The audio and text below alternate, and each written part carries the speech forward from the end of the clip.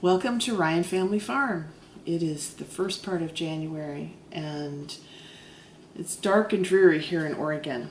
So to delight a gardener's heart, we're going to start planning and organizing for our 2024 garden season. So there's several points of interest I'd like to go over today.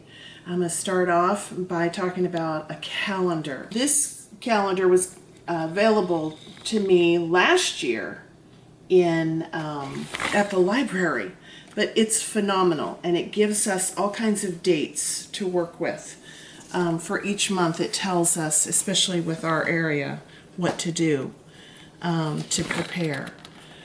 And most gardeners, the most important date is your last frost date, which for us in the Willamette Valley is technically April 13th, right around tax day. That tells us when to get our seeds started indoors, 6 to 8 weeks before that, and when we're going to be able to put it in the ground, which will be, some of them can go in, potatoes and other things, that middle of March. But most of our garden here in the Willamette Valley goes in Mother's Day, in May. No chance of freezing weather, hopefully. Your early crops can go in before that. But my encouragement to you is to get a calendar of any kind, period, to keep track of your first frost date, when you can start your seeds in February, just to keep you organized. And then when you're picking and planting and harvesting. Then also my son and daughter-in-law got me this. It's a journal, and I've put the tabs up here for the dates. But any kind of gardener journal that helps you keep track of your gardening information. It's kind of a diary. It tells you great ideas, what to do on what dates, and kind of keeps you centered and organized. So there's lots of journals available online, and a lot of the gardening YouTubers are creating their own.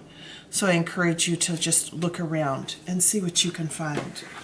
The other great thing that we can do now is, this is last year's garden plat map, but these are my 12 raised beds. This year I will have 16, so I'm adding in 4 more. But this tells you what I'm growing and when. This is bed 1, bed 2, bed 3, bed 4, etc. But these are my goals to grow. I had garlic in bed 1, and then I planted potatoes. I have asparagus in bed 2, but I also added in some radishes in the blank spots and beets. And just go down, etc. Down here in the middle of my garden, I have the cattle panel trellis. And so those are where I grow my beans. And it's just phenomenally beautiful in the summertime. But I encourage you to get at least an idea on paper of where you would like to plant what, and make sure that they are cohesive. If you're going to plant 2 crops together, like beets and radishes, they can cohabitate, and that's fine. But there are some vegetables that don't actually like being planted near one another. So those are your calendar and journal and plat map ideas. And then, of course, we have the seed catalogs. Johnny's is very well known. Beautiful catalog, beautiful pictures, great information on what is best possibly for your area. You will want to know your zone as well as your last frost date. This catalog I ordered, and this is the encyclopedia catalog for Baker's Creek. It's a couple years old, but it has absolutely everything, and it literally is an encyclopedia of knowledge. It just is phenomenal. Baker Creek does have a free catalog, but this one I paid for just so I could have the big one as a reference point. For gardeners, we are ready to have our hands in the dirt. So I have this beautiful dirt from Vermont Composting. We are going to sterilize it with some hot water first before we plant our seedlings. And we have to work inside because the weather is not cooperating with us being outside. And it's too cold for our precious little seeds to get started. So we are going to plant onion seeds today. That gives these onions a good healthy start from seed to put in the ground in several weeks from now. So we have our seed collection, which this is just part of it. These are photo containers from Michael's Craft. You can get them online. They're always on sale. And it's an excellent way to save and organize your seeds. Always have a Decadent tab in each one. Today we're going to plant some Walla Walla seeds and Ruby Red seeds. So we have boiled water and we are going to sterilize the dirt, the compost. We are trying to kill any gnats or bugaboos that have decided to make themselves nice and comfortable in our dirt. And we do not want any live critters at this point that are unwelcome. So we're just pouring hot water, boiling water in, and then our water will be nice and saturated to plant in also. So it's kind of a double purpose. So we're just stirring it up here quickly. It's not rocket science. It's just trying to kill off gnats. Okay. Then we're going to take our handy dandy homemade greenhouse, otherwise known as a Costco croissant box. Use what you have when you can. Just going to pour the dirt in here and let it cool.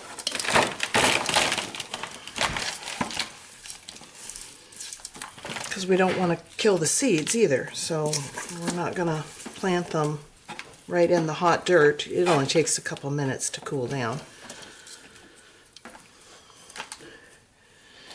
And this kind of container will act as a greenhouse inside. We're going to start these seeds inside on a heat mat. Keep everybody nice and warm and cozy it's still winter. You just take your onion seeds and you just sprinkle them on top. And we're going to thin once they've germinated. We're not going to worry about how far apart these are, because onions are very happy to grow together, and they're also incredibly easy to thin out. These are onion seeds that I saved, although it's coming out of an M.I. Gardner, there we go, M.I. Gardner envelope. This is where I buy the majority of my onions. They're $2 a package. And if you order $20 or more, shipping is free. And I feel like right now, M.I. Gardner is an excellent source of seed buying. Now is the time to be ordering. You can go online. They do not have a catalog. So go online at migardner.com and just scroll through whatever seeds you want to plant in this year's garden. And they'll get them to you, in a week or two. It's not a long wait at all. But get going on ordering your seeds now so that you're ready for your spring planting or your winter planting. There are other things we can be starting, but today we're concentrating on our onions. Baker Creek is also an excellent Seed Company.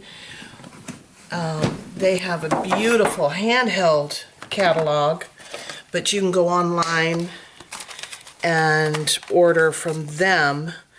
And Baker Creek is at rareseeds.com, and they have beautiful heirloom seeds as well. Okay, so now we've got our seeds in our cute little onion greenhouse. We're going to close it up.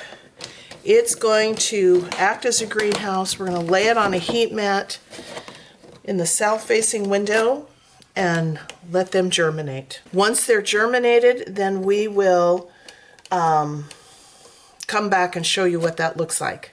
Okay, these are seeds I've been saving. This is a Cinderella pumpkin.